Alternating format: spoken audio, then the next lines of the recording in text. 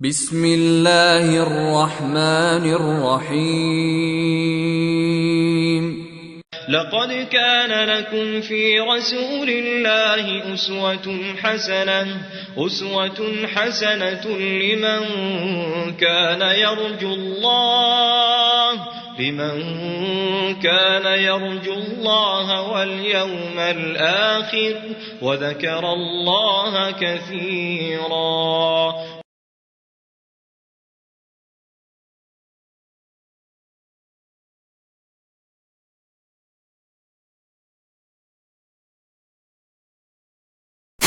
إن الحمد لله نحمده ونستعينه ونستغفره ونعوذ بالله من شرور أنفسنا ومن سيئات أعمالنا. من يهده الله فلا مضل له ومن يضلل فلا هادي له، وأشهد أن لا إله إلا الله وحده لا شريك له، وأشهد أن محمدًا عبده ورسوله. أما بعد، اللهم علمنا ما ينفعنا وانفعنا بما علمتنا وزدنا علما نافعا وعملا صالحا يا رب العالمين.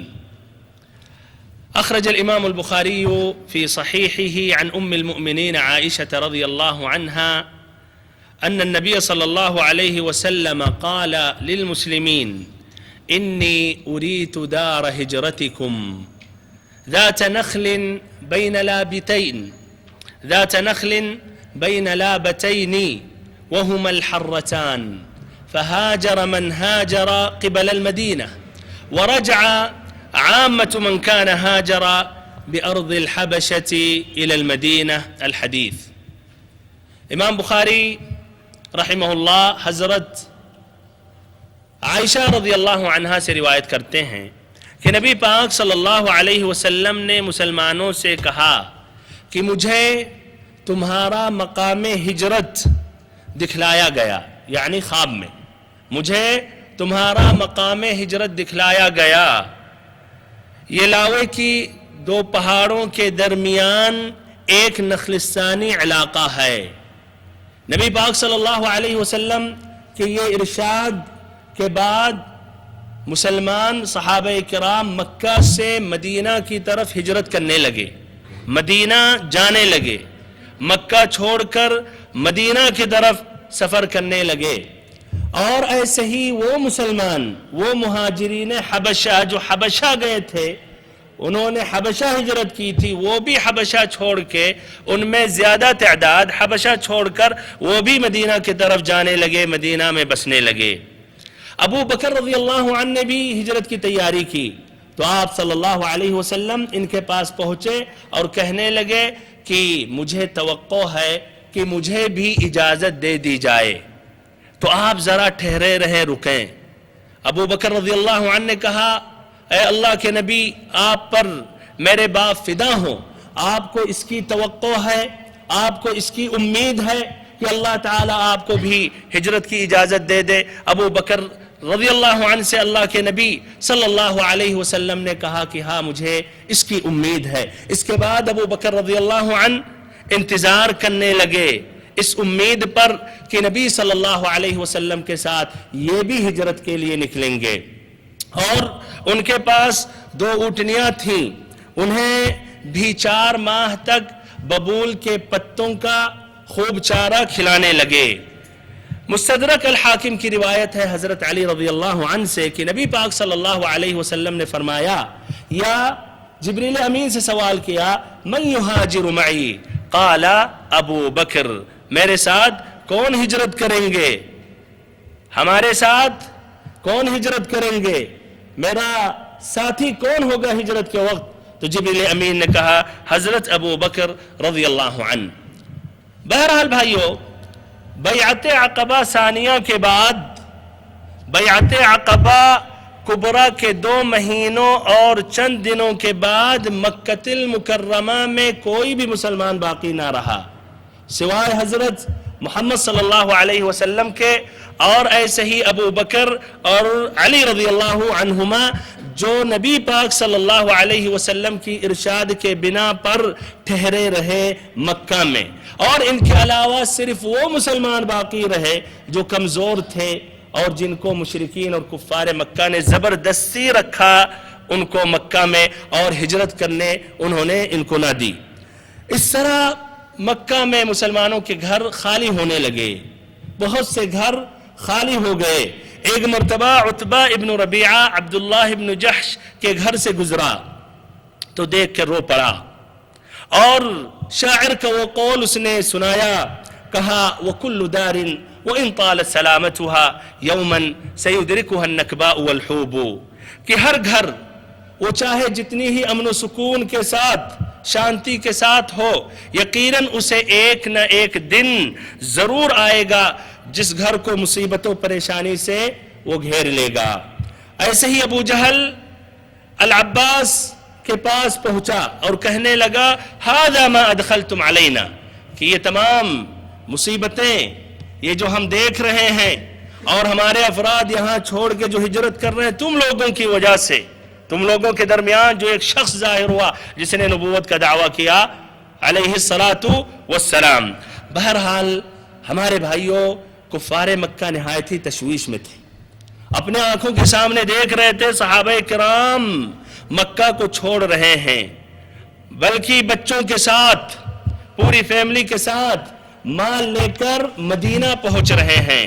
تو ان کو بالکل یقین ہو گیا کہ عن قریب نبی صلی اللہ علیہ وسلم بھی ان کے پیچھے پیچھے مدینہ پہنچ جائیں گے، اور اگر نبی صلی اللہ علیہ وسلم پہنچ گئے تو ان کے لیے بھائیوں بہت خطرے کی بات ہے، بہت ہی خطرے کی بات ہے۔ اس میں ان کا مال کا خطرہ ہے، جان کا خطرہ ہے، تجارت کا خطرہ ہے، اقتصاد کا اس میں ڈر اور خطرہ ہے۔ اسی لیے وہ اس کے بارے میں نہایت ہی غور و فکر کرنے لگے، اور وہ اچھی طرح جانتے تھے کہ محمد صلی اللہ علیہ وسلم کے اندر کمال قیادت و رہنمائی کے ساتھ ساتھ کس قدر انتہائی درجے قوت تاثیر موجود ہے، اور وہ اچھی طرح جانتے تھے یہ نبی پاک صلی اللہ علیہ وسلم کے جو ساتھی ہیں، صحابہ کرام ہیں، ان کے اندر کس قدر عزیمت و استقامت اور کیسا جذبہ فداکاری پایا جاتا ہے۔ اور وہ اچھی طرح جانتے تھے اوس و خزرج جنہوں نے نبی پاک صلی اللہ علیہ وسلم پر بیعت کی وہ کس قدر قوت و قدرت اور جنگی صلاحیت رکھتے ہیں، اور وہ اچھی طرح جانتے تھے کہ مدینہ یثرب جس مقام پر واقع ہے وہ نہایت ہی حساس اور وہ نہایت ہی نازک اور خطرناک موقع پر یا مقام پر واقع ہے۔ کیوں بھائیو؟ اس لیے کہ یہ تجارت کے قافلے جو قریش کے جاتے تھے شام یا یمن، یہ مدینہ واقع تھا ساحل کے قریب، بحر الاحمر سے قریب، تو خطرے سے خالی نہیں تھا۔ اس کا معنی مطلب یہ ہے کہ ان کی جان اور مال بلکہ ان کا دین یہ بت پرستی یہ خطرے میں بلکہ محقق خطرے کا سامنا کرنا پڑے گا عن قریب اگر محمد صلی اللہ علیہ وسلم مدینہ پہنچ گئے۔ اسی لیے بھائیوں کافی تشویش میں آ گئے اور انہوں نے کہا کہ اب ایسی مصیبت میں اور ایسے خطرے میں کوئی کامیاب ترین علاج سوچنا بہت ہی ضروری ہے، اور اس خطرے کی اصل بنیاد اس دین کے علم بردار محمد صلی اللہ علیہ وسلم ہے۔ المہم یہ تمام خطروں کو مد نظر رکھتے ہوئے اور ساتھ ساتھ نبی پاک صلی اللہ علیہ وسلم پر غور و فکر کرتے ہوئے انہوں نے ایک اجتماع منعقد کیا جو تاریخ کا سب سے خطرناک اجتماع تھا۔ ایک اجتماع انہوں نے منعقد کیا جو تاریخ کا سب سے خطرناک وہ اجتماع تھا۔ علامہ محمد سلیمان منصور پوری کی تحقیق ہے، ترجیح ہے کہ بیعت عقبہ ثانیہ کے 2.5 مہینے کے بعد 26 سفر سن 13 نبوت موافق 12 ستمبر سن 622 عیسوی میں یوم جمعرات دن کے پہلے پہر مکہ میں واقع پارلیمنٹ یا مکہ کی پارلیمنٹ دار الندوہ میں انہوں نے اجتماع کیا۔ اس اجتماع میں قریش کے تمام قبائل کے نمائندوں نے شرکت کی۔ موضوع بحث ایک ایسے قطعی پلان کی تیاری تھی جس کے مطابق اسلامی دعوت کے علمبردار کا قصہ ختم کر دینا مقصد تھا اور اس دعوت کی روشنی کلی طور پر مٹا دینا مقصد تھا۔ اس خطرناک اجتماع میں قبائل کے بڑے بڑے اراکین، بڑے بڑے رؤساء مختلف قبائل یا قریش کے مختلف بطون کے نمائندہ اس میں شریک ہوئے. علی سبیل المثال قبیلہ بنی مخزوم سے ابو جہل ابن ہشام، بنو نوفل ابن عبد مناف سے جبیر ابن مطعم، طعیمہ ابن عدی اور حارث ابن عامر، بنو عبد شمس ابن عبد مناف سے شیبہ ابن ربیعہ، عتبہ ابن ربیعہ اور ابو سفیان ابن حرب. ایسے ہی بنو عبد الدار سے نضر ابن حارث، ایسے ہی بنو اسد ابن عبد العزہ سے ابو البختری ابن ہشام، زمع ابن اسود اور حکیم ابن حزام. ایسے ہی بنو سہم سے نبیہ ابن حجاج اور منبہ ابن الحجاج، اور ایسے ہی بنو جمح سے امیہ ابن خلف، اور ان کے علاوہ بھی اور ان کی تعداد تھی جو اس عجیب، جو اس خطرناک اجتماع میں شریک تھے. یہ بھی کہا جاتا ہے، ابن ہشام کی روایت ہے لیکن سند کے اعتبار سے صحیح نہیں ہے، کہ ابلیس بھی آیا اور اس نے ایک شیخ جلیل کی شکل یا صورت اختیار کر کے عبا اوڑھے ہوئے راستے میں کھڑا ہو گیا دروازے کے پاس. جب وہاں پہنچے انہوں نے کہا کون؟ کہا کہ میں نجد کا ایک شیخ ہوں، ہم نے آپ لوگوں کا یہ جو پروگرام منعقد ہونے والا ہے اس کے بارے میں نے سنا تو میں چاہا کہ میں بھی شریک ہو جاؤں، شاید تم لوگ ہم سے مستفید ہو اور ہم تم لوگوں کے لیے خیر خواہ ثابت ہو جاؤں. انہوں نے کہا کوئی حرج نہیں، آپ بھی ہمارے ساتھ داخل ہو جائیں. اس طرح بھائیوں اجتماع مکمل ہو گیا تو تجاویز اور حل پیش کیے جانے لگے اور بحث جاری رہی کافی دیر تک. اللہ تعالیٰ نے ان کے اس اجتماع کا خلاصہ قرآن مجید میں ذکر کیا. فرمایا رب العزت نے وَإِذْ يَمْكُرُ بِكَ الَّذِينَ كَفَرُوا لِيُثْبِتُوكَ أَوْ يَقْتُلُوكَ أَوْ يُخْرِجُوكَ وَيَمْكُرُونَ وَيَمْكُرُ اللَّهُ وَاللَّهُ خَيْرُ الْمَاكِرِينَ. کہ وہ موقع یاد کر جب کفار تمہارے خلاف مکر کر رہے تھے تاکہ تمہیں قید کر دیں یا قتل کر دیں یا نکال باہر کریں، اور وہ لوگ داؤ چل رہے تھے. اللہ رب العزت بھی داؤ چل رہا تھا اور اللہ رب العزت بہتر داؤ والا ہے. اس کی تفصیل ابن ہشام اپنی کتاب السیرہ میں ذکر کرتے ہیں کہ جب یہ اجتماع مکمل ہو گیا اور سب بیٹھ گئے، دیر تک بحث کرنے لگے، تو اس میں ابو الاسود نے اپنی ایک رائے پیش کی. اس کی کیا رائے تھی؟ اس نے کہا کہ ہماری رائے یہ ہے کہ ہم محمد صلی اللہ علیہ وسلم کو اپنے درمیان سے نکال دیں اور ان کو جلا وطن کر دیں، اپنے وطن سے جلا وطن کر دیں، پھر ہمارا ان سے کوئی بھی رشتہ، کوئی بھی مطلب نہیں، جہاں جائیں، جہاں پھریں، جہاں رہیں، المهم ہم لوگ آپس میں متفق ہو جائیں گے، ہم سبھی کی رائے ایک ہو جائے گی اور جو اختلاف پیدا ہوا ہے وہ اختلاف ختم ہو جائے گا اور وہ اختلاف ہمارے درمیان سے ختم ہو جائے گا.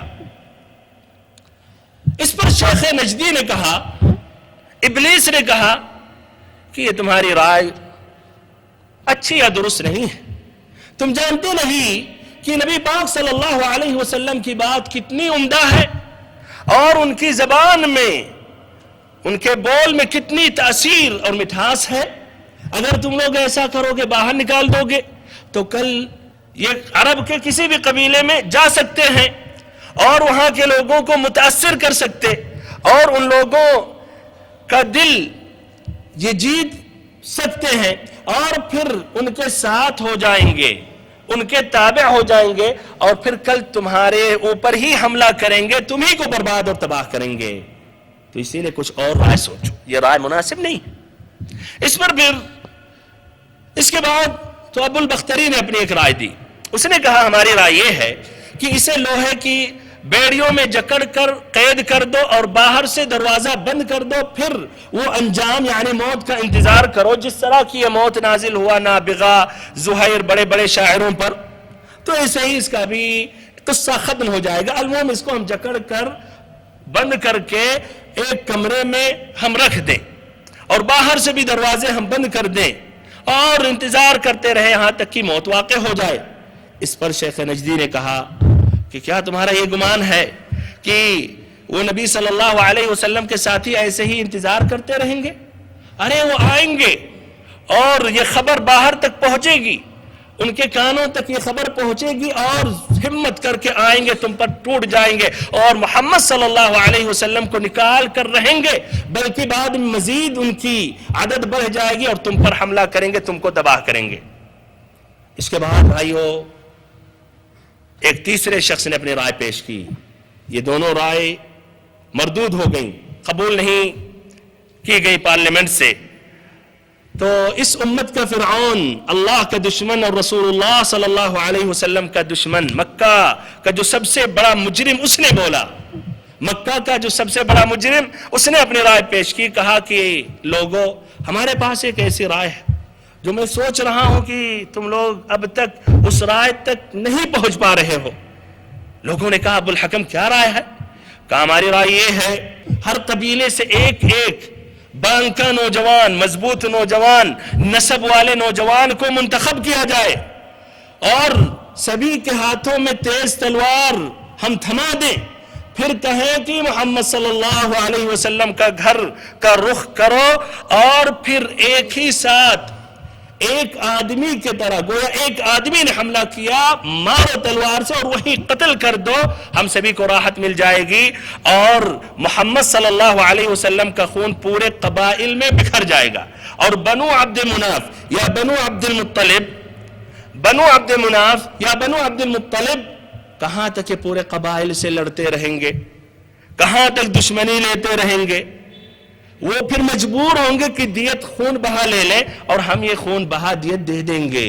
اس پر شیخ نجدی نے کہا بات یہ رہی جو اس جوان نے کہی، اس پر بھائیوں وہ متفق ہو گئے اور پھر یہ جو ان کی پلان تھی، جو ان کی یہ سازش تھی، اس کو نافذ کرنے کے لیے بکھر گئے اور مشغول ہو گئے۔ یہ رہی بھائیوں قریش کی سازش اور ان کا اجتماع۔ نبی صلی اللہ علیہ وسلم کو اسی دن یہ اجتماع کے بعد جبریل امین نے اطلاع دی، جبریل امین پہنچے اور جبریل امین نے نبی صلی اللہ علیہ وسلم کو ان کی سازش سے آگاہ کیا، مطلع کیا اور یہ بھی کہا کہ اللہ رب العزت نے آپ کو یہاں سے روانگی کی اجازت دے دی ہے، اور وقت کی تعیین بھی انہوں نے کرتے ہوئے یہ کہا کہ اس رات آپ اپنے بستر پر نہ گزاریں جس پر اب تک گزارتے تھے۔ آپ صلی اللہ علیہ وسلم دوپہر کے وقت ابو بکر الصدیق رضی اللہ عنہ کے گھر پر پہنچے، جبکہ دوپہر کے وقت آپ نہیں کبھی ابو بکر رضی اللہ عنہ کے گھر پہ آئے تھے۔ آپ ان کے گھر پہ پہنچے دوپہر کے وقت تاکہ ہجرت کے پروگرام اور مرحلے طے فرما لیں۔ صحیح امام بخاری کی روایت ہے، ام المؤمنین عائشہ رضی اللہ عنہ روایت کرتی ہیں کہ ہم لوگ ابو بکر الصدیق رضی اللہ عنہ کے گھر پر تھے، بیٹھے ہوئے تھے کہ اچانک ایک شخص نے کہا یہ رسول اللہ صلی اللہ علیہ وسلم آ رہے ہیں، سر ڈھاکے ہوئے تشریف لا رہے ہیں۔ ابو بکر رضی اللہ عنہ نے جب یہ بات سنی اور دور سے دیکھا تو کہا فداہ ابی و امی ما جاء الا لامر، ما جاء فی هذا الوقت الا لامر، کہ ہمارے باپ اور ماں ان پر فدا ہوں، آج کوئی خاص معاملے کے لیے، آج کسی اہم معاملے کے لیے اس وقت تشریف لا رہے ہیں۔ پھر نبی صلی اللہ علیہ وسلم نے اجازت طلب کی، اجازت دی گئی، اندر داخل ہوئے۔ آپ صلی اللہ علیہ وسلم نے کہا اخرج من عندک، کہ ابو بکر رضی اللہ عنہ آپ کے پاس جو لوگ ہیں ان کو آپ باہر کریں۔ ابو بکر رضی اللہ عنہ کہنے لگے فداک ابی و امی یا رسول اللہ انما ہم اہلک، کہ اللہ کے نبی آپ پہ ہمارے باپ اور ماں فدا ہوں، یہ آپ ہی کے اہل خانہ ادھر موجود ہیں۔ آپ صلی اللہ علیہ وسلم نے پھر کہا فإنی قد اذن لی فی الخروج، تو اچھا ہمیں اب اجازت دی گئی، مجھے اب اجازت مل گئی کہ میں ہجرت کروں۔ ابو بکر رضی اللہ عنہ کہنے لگے الصحبہ یا رسول اللہ، کہ میں بھی آپ کے ساتھ ہوں۔ آپ صلی اللہ علیہ وسلم نے کہا کہ ہاں۔ اس کے بعد اتفاق کیا اور پروگرام کو انہوں نے طے کیا اور آپ صلی اللہ علیہ وسلم اپنے گھر کو واپس ہو گئے اور رات کے وقت کا انتظار کرنے لگے۔ اس کے بعد ہجرت کا پروگرام طے کر کے رسول اللہ صلی اللہ علیہ وسلم اپنے گھر تشریف لائے اور رات کی آمد کا انتظار کرنے لگے۔ دوسری طرف بھائیو، یہ قریش کے افراد نے، قریش کے لوگوں نے اپنی اس سازش کی تکمیل کے لیے، اس سازش کو نافذ کرنے کے لیے انہوں نے 11 نوجوانوں کو منتخب کر لیا، جو آج اسی رات میں اپنی وہ ناپاک سازش کو طے کرنے کے لیے، مکمل کرنے کے لیے نبی پاک صلی اللہ علیہ وسلم کے گھر پہنچیں گے۔ ان کا نام یہ ہے: ابو جہل بن ہشام، حکم بن عاص، عقبہ بن ابی معیط، نضر بن حارث، امیہ بن خلف، زمعہ ابن الاسود، طعیمہ ابن عدی، ابو لہب، ابی بن خلف، نبیہ بن الحجاج اور اس کا بھائی منبہ بن الحجاج۔ نبی صلی اللہ علیہ وسلم کا معمول یہ تھا کہ آپ عشاء کی نماز کے بعد سو جاتے تھے، اور جب آدھی رات گزرتی تھی تو آپ اٹھتے تھے اور مسجد حرام میں داخل ہو کر، مسجد حرام میں پہنچ کر تہجد کی نماز پڑھتے تھے۔ آپ صلی اللہ علیہ وسلم اس رات حضرت علی رضی اللہ عنہ کو آپ نے حکم دیا کہ آپ ہمارے بستر پر سو جائیں اور ہماری سبز حضرمی چادر اوڑھ لیں، اور آپ نے یہ بھی اطمینان دیا کہ آپ کو کوئی تکلیف پہنچنے والی نہیں ہے، آپ کو کوئی نقصان پہنچنے والا نہیں ہے۔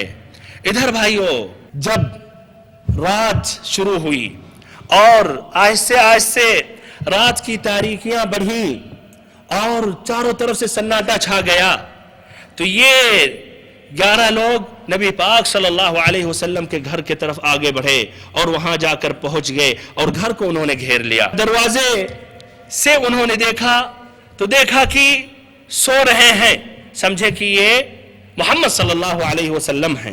ان لوگوں کو پورا وثوق تھا اور پختہ یقین تھا کہ ان کی یہ ناپاک سازش کامیاب ہو کر رہے گی، یہاں تک کہ ابو جہل متکبرانہ انداز میں، غرور میں استہزاء و مذاق کرتے ہوئے کہنے لگا اپنے ساتھیوں سے کہ محمد صلی اللہ علیہ وسلم کہتا ہے ہمارے دین میں داخل ہو جاؤ اور ہماری پیروی کرو، اگر ایسا کرو گے تو عرب و عجم کے بادشاہ ہو جاؤ گے اور مرنے کے بعد اردن کے باغات کی طرح جنتیں ہوں گی، اور اگر ایسا نہیں کرو گے تو تمہارے اندر ذبح کے واقعات پیش آئیں گے، پھر ایسے ہی مرنے کے بعد اٹھائے جاؤ گے اور اٹھانے کے بعد آگ میں جلائے جاؤ گے۔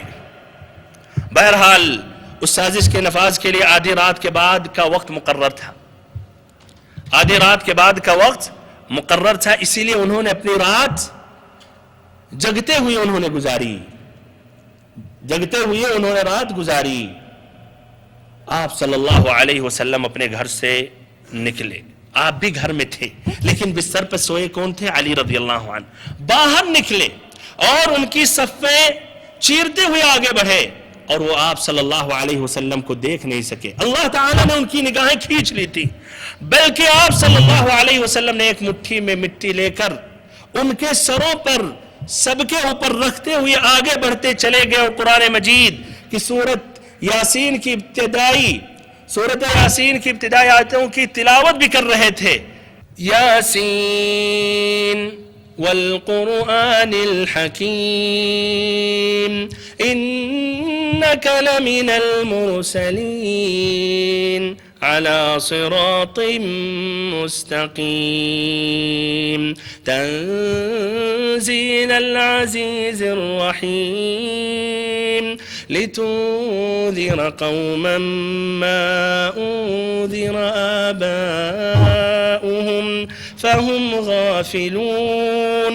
پڑھتے گئے یہاں تک کہ پہنچے آپ اس آیت کریمہ پر وَجَعَلْنَا مِن بَيْنِ أَيْدِيهِمْ سَدًّا وَمِنْ خَلْفِهِمْ سَدًّا فَأَغْشَيْنَاهُمْ فَهُمْ لَا يُبْصِرُونَ۔ وَجَعَلْنَا مِن بَيْنِ أَيْدِيهِمْ سَدًّا، ہم نے ان کے آگے رکاوٹ کھڑی کر دی، وَمِنْ خَلْفِهِمْ سَدًّا، اور ان کے پیچھے بھی ہم نے رکاوٹ کھڑی کر دی، فَأَغْشَيْنَاهُمْ پس ہم نے انہیں ڈھانک لیا فَهُمْ لَا يُبْصِرُونَ اور وہ دیکھ نہیں رہے تھے. آپ صلی اللہ علیہ وسلم انہی کے درمیان سے نکلے، دیکھ بھی نہیں سکے، نگاہیں اللہ تعالیٰ نے ان کی چھین لی تھی اور سیدھے ابو بکر الصدیق رضی اللہ عنہ کے گھر پر پہنچے، گھر میں داخل ہوئے، پھر گھر کے پیچھے سے ایک کھڑکی سے نکلے اور دونوں یعنی نبی صلی اللہ علیہ وسلم اور ابو بکر رضی اللہ عنہ وہاں سے تیزی سے نکلے اور جنوب یعنی یمن کا راستہ اختیار کر کے جا کے غار ثور میں پہنچ گئے. ادھر بھائیوں انتظار کر رہے تھے، یہاں تک کہ ایک آدمی غیر متعلق شخص جو اس گروپ میں شامل نہیں تھا وہ وہاں سے نکلا، وہاں سے ظاہر ہوا اور وہ دیکھ رہا تھا کہ یہ لوگ انتظار کر رہے ہیں، کوئی آج خاص معاملہ ہے، اور اس نے نبی پاک صلی اللہ علیہ وسلم کو بھی ادھر نکلتے ہوئے دیکھا تو پوچھا کہ آپ لوگ کیا کر رہے ہیں، کیا کر رہے ہیں آپ لوگ، کیا انتظار کر رہے ہیں، کس کا انتظار ہے؟ کہا محمد صلی اللہ علیہ وسلم کا. کہا ارے ابھی تو محمد صلی اللہ علیہ وسلم نکلے، آپ لوگوں کے آنکھوں کے سامنے ہی سے گزرے. کہا ارے یہ کیسے ہو سکتا، ہم لوگ سو تھوڑی رہے ہیں، ہم لوگ جگ رہے ہیں.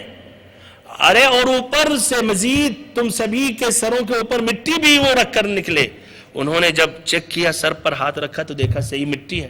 بہرحال اس طرح جب متنبہ ہوئے اور پھر وہ دروازے کی دراز سے جھانک کر وہ دیکھنے لگے تو دیکھا کہ وہ سو رہے ہیں اور نبی صلی اللہ علیہ وسلم کی وہ چادر سبز حضرمی چادر اوڑے ہوئے وہ سو رہے ہیں. ان کا یہ گمان تھا کہ محمد صلی اللہ علیہ وسلم ہے. اسی لیے بھائیوں صبح تک وہی ڈٹے رہے، انتظار کرتے رہے اور انہوں نے اس شخص کی بات پر یقین نہیں کیا اور انتظار کرتے رہے یہاں تک کہ صبح ہو گئی. صبح جب ہوئی اور حضرت علی رضی اللہ عنہ اٹھے بستر سے تو یہ مشرکین کے ہاتھوں کے طوطے اڑ گئے اور نبی صلی اللہ علیہ وسلم ان کے ہاتھوں سے نکل گئے اور پھر علی رضی اللہ عنہ سے پوچھنے لگے کہ ارے محمد صلی اللہ علیہ وسلم کہاں ہیں؟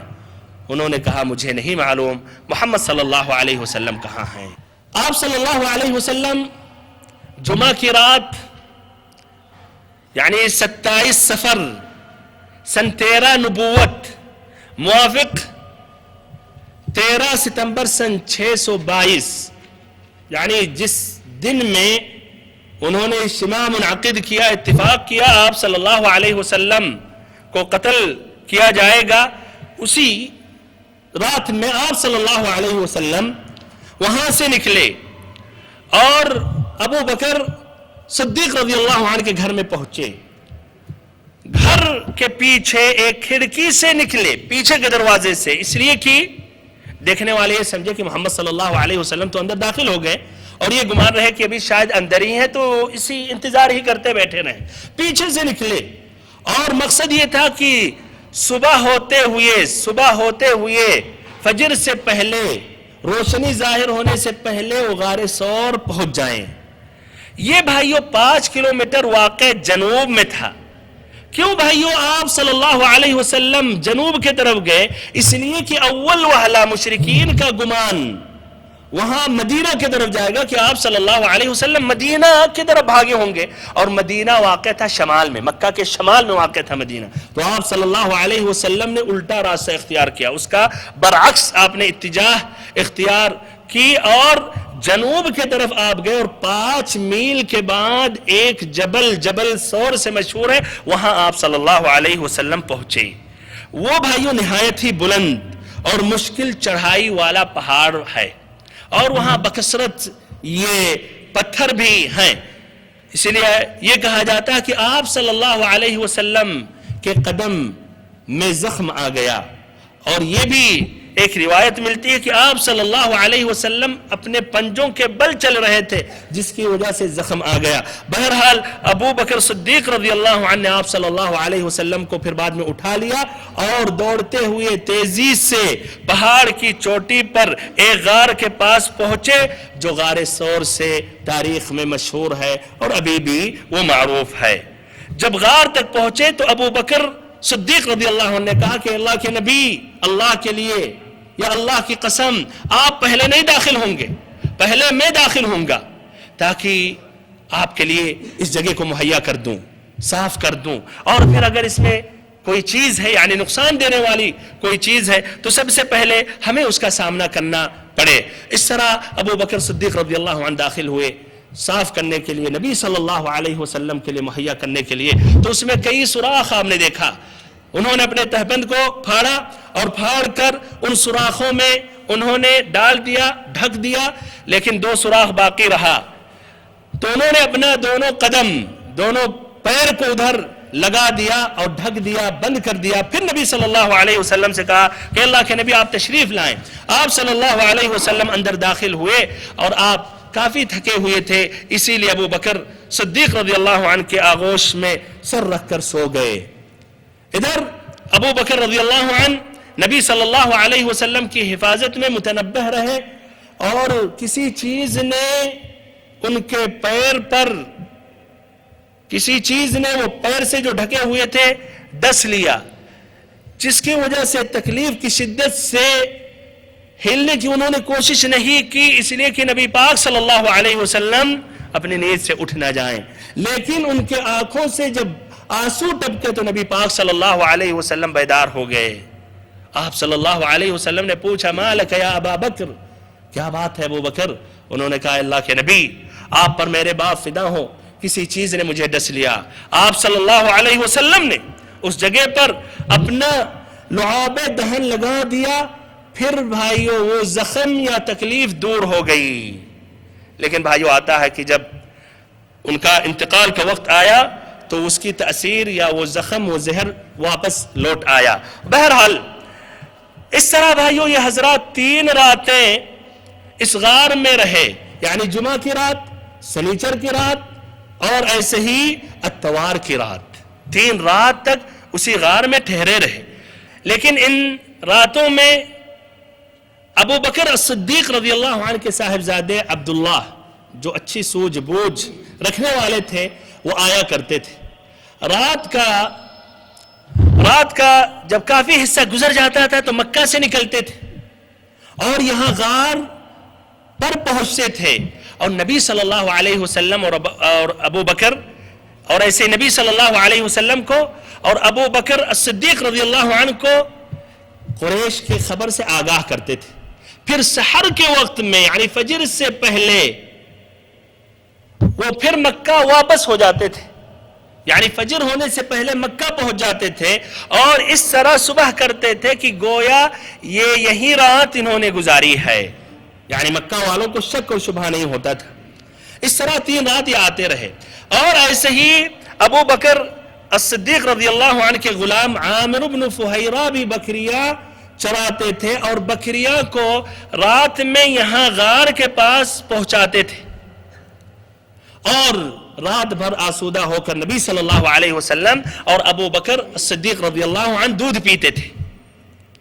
پھر ایسے ہی صبح ہونے سے پہلے بکریوں کو ہاگ لیتے تھے، اور آگے آگے عبداللہ ابن ابی بکر الصدیق رضی اللہ عنہما کے قدم کے نشانات کو بھی بکریوں کے ذریعے مٹا دیتے تھے۔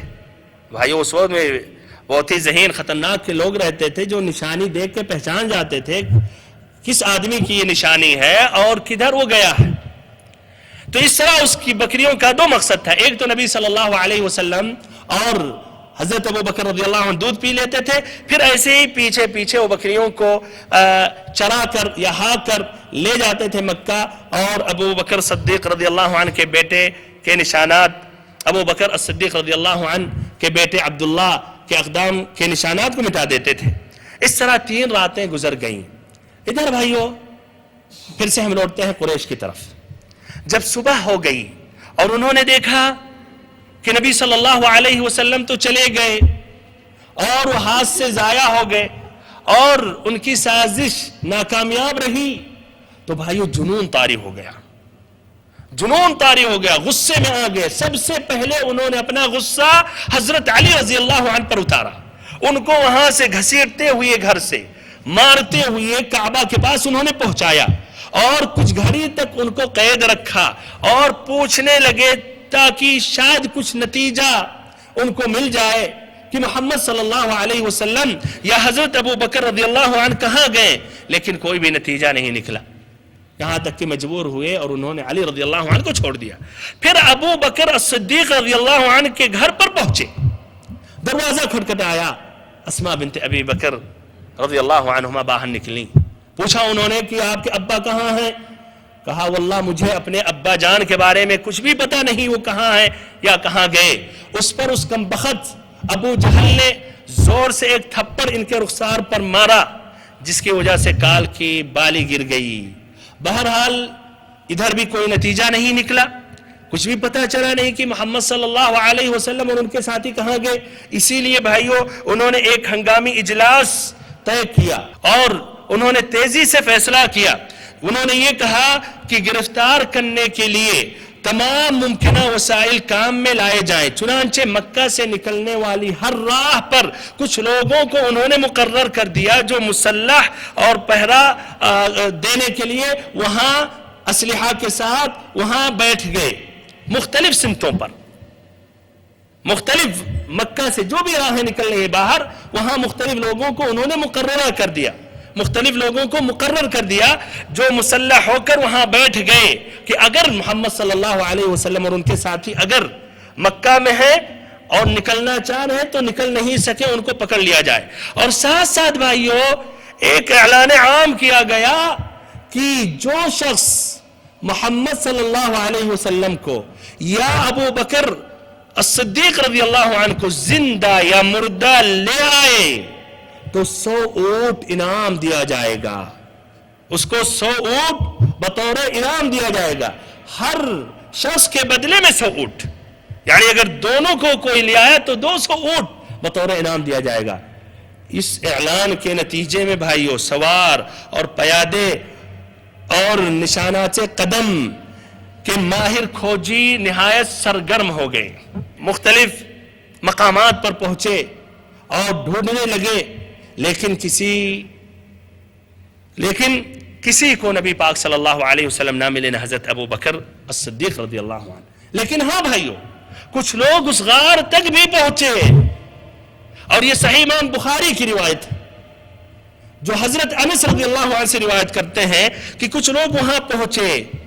حضرت انس رضی اللہ عنہ سے روایت کرتے ہیں کہ کچھ لوگ وہاں پہنچے اور غار تک پہنچ گئے، یعنی غار کے قریب پہنچ گئے. ابو بکر رضی اللہ عنہ گھبرا گئے، لیکن اپنے لیے نہیں، اپنی جان کا خطرہ نہیں تھا، ان کو نبی پاک صلی اللہ علیہ وسلم کی جان کا پرواہ تھا. گھبرا گئے اور کہا کہ اللہ کے نبی اگر کوئی بھی شخص اپنی نگاہ کو نیچے کرے تو ہم کو دیکھ لے گا. اس پر نبی پاک صلی اللہ علیہ وسلم نے کہا اسکت یا ابا بکر اثنان اللہ ثالثہما، کہ ابو بکر خاموش رہیں، 2 ہیں جن کا تیسرا اللہ ہے، 2 ہیں جن کا تیسرا اللہ ہے. اور ایک روایت میں ہے کہ آپ صلی اللہ علیہ وسلم نے کہا یا ابا بکر ما ظنک باثنین اللہ ثالثہما، کہ ابو بکر ان دونوں کے بارے میں آپ کا کیا خیال ہے جن کا تیسرا اللہ رب العزت ہے. ہمارے بھائیوں اللہ تعالیٰ نے یہ بطور معجزہ عطا دیا تھا نبی صلی اللہ علیہ وسلم کو، اور جس کے نتیجے میں نبی صلی اللہ علیہ وسلم کی اللہ نے حفاظت کی اور آپ کے ساتھی ابو بکر الصدیق رضی اللہ عنہ کی حفاظت کی، اور وہاں قریب پہنچنے کے باوجود وہاں سے وہ واپس ہو گئے اور وہاں سے چلے گئے. ہمارے بھائیوں اس موقع پر یہ بات ذکر کرنا بہت ہی مناسب ہے. تاریخ میں مشہور ہے کہ وہاں ایک مکڑی نے آ کے جال بینا جس سے غار کا منہ ڈھک گیا، اور یہ بھی ذکر کرتے ہیں کہ 2 کبوتر نے انڈے دیے، جس کے نتیجے میں انہوں نے دیکھا اور کہا کہ اگر اس غار میں کوئی شخص ہوتا تو ظاہر بات ہے جال پھٹ جاتے، اور یہاں یہ وحشی جنگلی یہ کبوتر تو نہیں ٹھہرے رہتے اور ادھر انڈا دیتے، اسی لیے وہاں سے واپس ہوئی. یہ مشہور ہے بھائیوں، لیکن صحیح جو مسئلہ ہے کبوتر کے بارے میں یہ روایت صحیح نہیں ہے بلکہ روایت ضعیف ہے. اور جہاں تک رہی بات مکڑی کی تو کچھ اہل علم وہ روایت کو حسن قرار دیتے ہیں جس طرح کہ ابن حجر اور ابن کثیر، لیکن اکثر اہل علم اس روایت کو بھی صحیح قرار نہیں دیتے ہیں. ان میں علامہ البانی رحمہ اللہ بھی ہیں. کچھ صوفی حضرات تو یہاں تک کہ اپنے خیالات کو اور ایسے اپنی بات کو بڑھاتے ہوئے کہتے ہیں کہ آج مکہ میں حرم میں جو کبوتر پائے جاتے ہیں، کبوتر دکھتے ہیں، وہ اسی 2 کبوتر کی نسل سے ہے۔ ماشاءاللہ تبارک اللہ، یہاں انسان لوگ اپنا نسب تو محفوظ ہی نہیں کر پاتے ہیں، اور ان صوفیوں نے کبوتروں کا بھی نسب محفوظ رکھا ہے، بلکہ شاید وہ یہ بھی جانتے ہیں کہ آج کے دور کے کبوتروں میں اور یہ 2 کبوتر جو تھے کتنی پشتیں گزری ہیں، شاید وہ بھی وہ جانتے ہوں گے۔ بہرحال یہ خرافات ہیں، اور شاید بات واضح ہو چکی جو میں کہنا چاہ رہا ہوں۔ اللہ تعالیٰ سے آخری میں دعا کرتا ہوں کہ اللہ تعالیٰ ہم سبھی کو علم نافع عطا کرے، ہم سبھی کو نبی پاک صلی اللہ علیہ وسلم کی سیرت مبارکہ، سیرت مطہرہ مکمل طور پر سمجھنے کی توفیق دے، ہم سبھی کو نبی پاک صلی اللہ علیہ وسلم کے سیدھے اور واضح راستے پر چلائے۔ وصلی اللہ وسلم وبارک وانعم علی عبدک ورسولک محمد۔